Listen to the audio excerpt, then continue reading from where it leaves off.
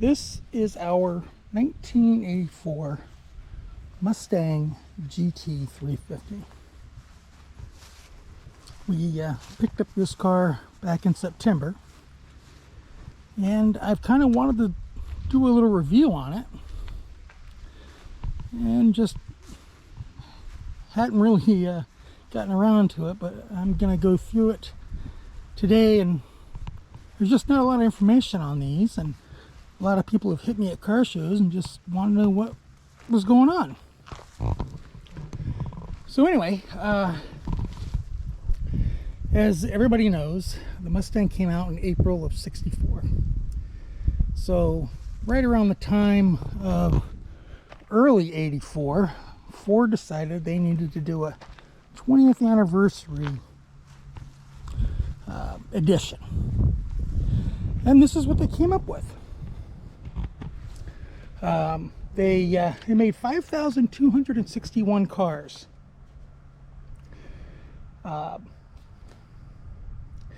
They did, let's see here, 5,245 of the cars were completed between March and April of '84. Then they did 15 more additional cars for Ford executives in May of '84, and then one final convertible, not this one, in June of '84, for a total of 5,261 cars. And as everyone also unknown is, they did dub it the GT350, and that kind of got them in trouble with Shelby, who sued them for using it. And don't know the outcome. It was settled out of court, and I believe Ford gave Shelby something. So, what was the GT350 package? Well, let's take a look.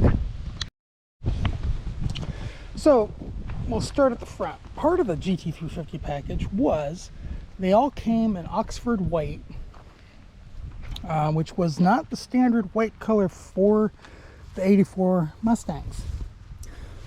So they had special color. They all came with the red stripes and pinstriping. They had a canyon red interior, which we'll look at later.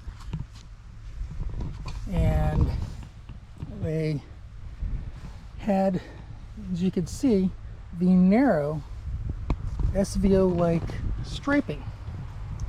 Something else that they had that I didn't know until just recently was the front bumper is unique to the GT350s. You see those two Marshall fog lamps, which were part of the package, but the '84 bumper wasn't like that. It didn't have the fog light cutouts. These had it. So this came out in the second half, so this was only a 6-month bumper, whereas the '85 got a whole new front end.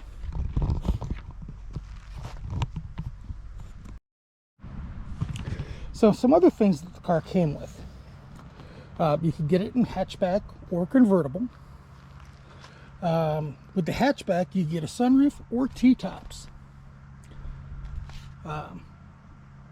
They also came with premium sound, a turbo gauge on the turbocharged motors, map light, cruise control, tilt, tinted windows, albeit the Marshall fog lights. You could get the TRX package. And if you got the 4-cylinder, you got a turbocharged 4-cylinder, good for 145 horsepower. The next engine upgrade was an electronic fuel injection V8, and that had 165 horsepower. If you went for the high output engine, which this car has, you got 175 horsepower. Team numbers by today's standards, but back in '84, that was impressive. That was something to be looked at. The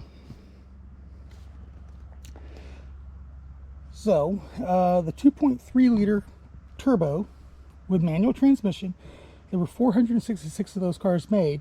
104 were convertibles. Of the 5 liter manuals, they made 3,191. 587 were convertibles.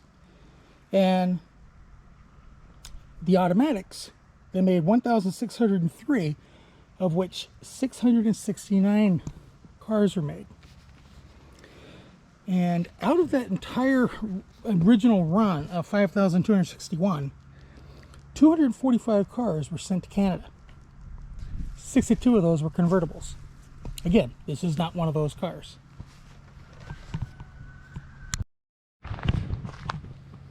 So another breakdown, some more figures. The 5 liter 4-barrel, 5-speed stick, there were 2,604 cars.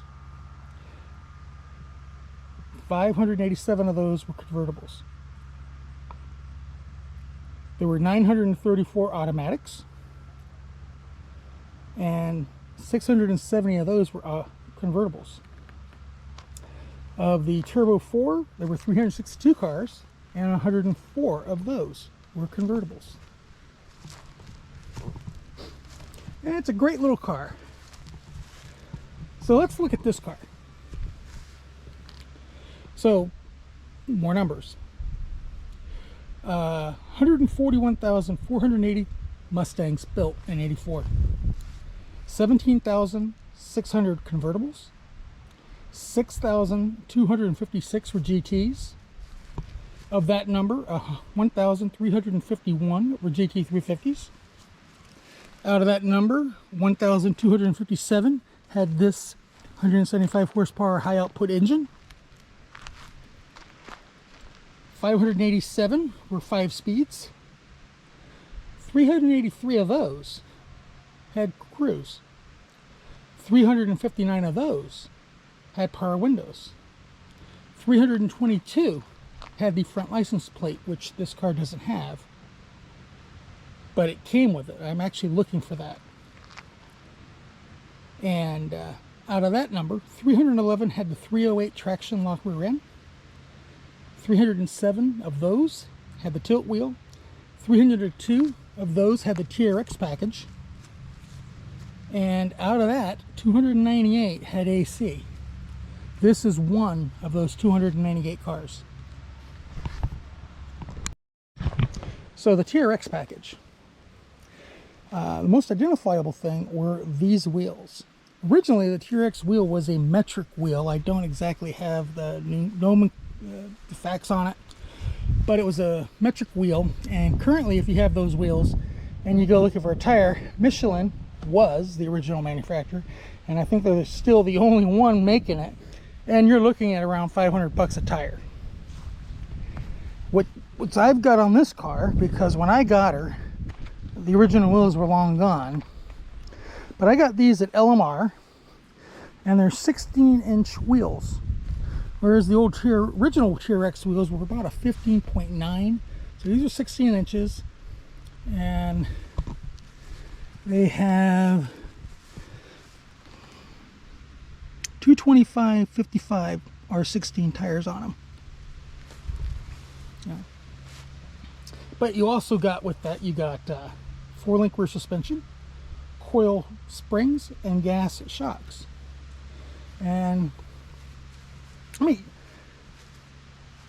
this car is 38 years old, but it actually handles reasonably well. It's actually a lot of fun to drive. It's a great little car, and it handles, and it's a great little cruiser. So that is pretty much all the facts that I could come up with on this little car. Again, there's not a lot of information out there, and I really don't think anybody's really done a video, so we're just going to dive into this car. So let me put some stuff away and we'll jump right into it. So we've named our car Annika Hansen.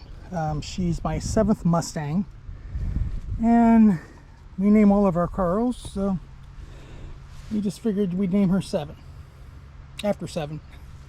Anyway, so let's take a look.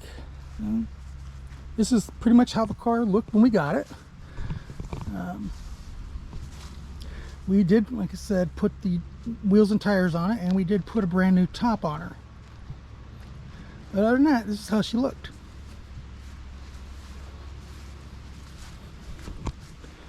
So we're just going to open her up.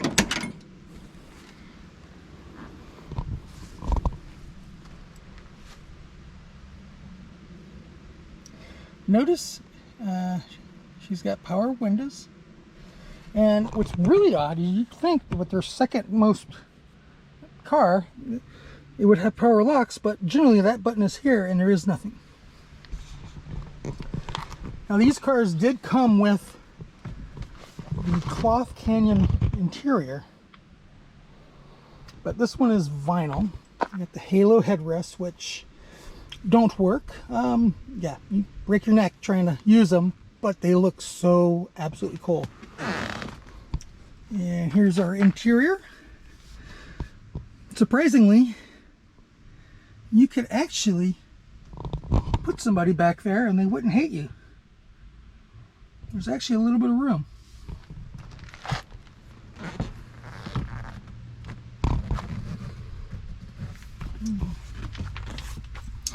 Got a nice console.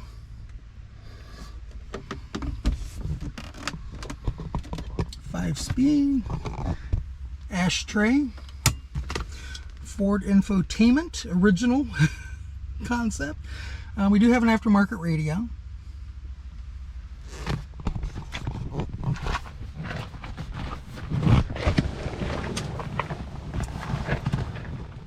And one thing, they did come with these plaques. I'm just going to leave those alone. You open the glove box, we've got a trunk release and gas release, AC controls,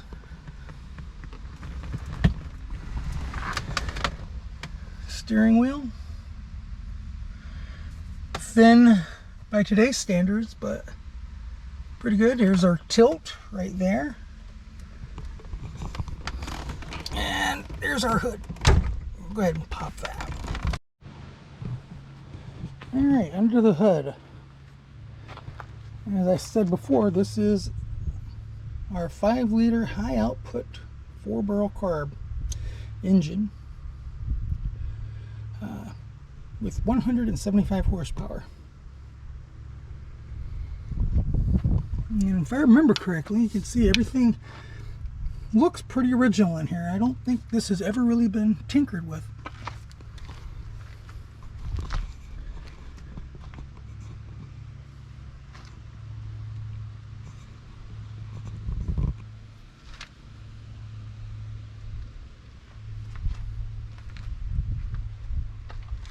That's how they did it back in 1984.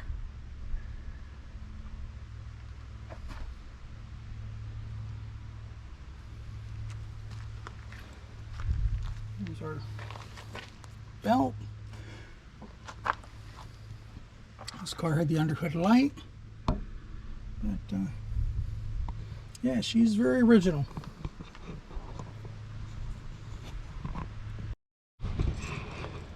Alright, we've moved around to the back.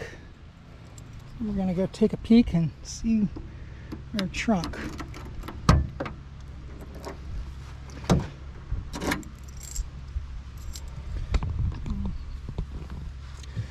And a friend of ours actually, that we bought the car, she put this liner in. It makes it look a little bit nicer than it did.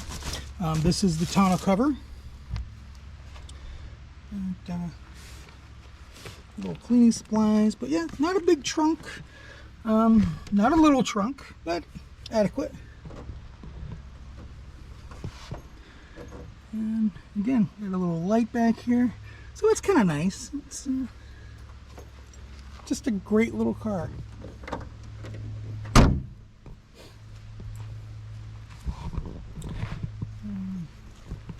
Believe it or not, that's the original factory exhaust. Right there. Like I said, this little car is a time capsule. She was sold in April in Louisiana, and then she wound up in Arizona. Then she wound up there 3 years ago. A friend of ours found her at a consignment shop, or listed with a consignment shop in California, and she bought it and brought it up here to Washington. She spent some time cleaning it, and then we bought it from her last September. But that is our 1984 GT350, and they're great little cars. If you find one, pick one up. They're a lot of fun.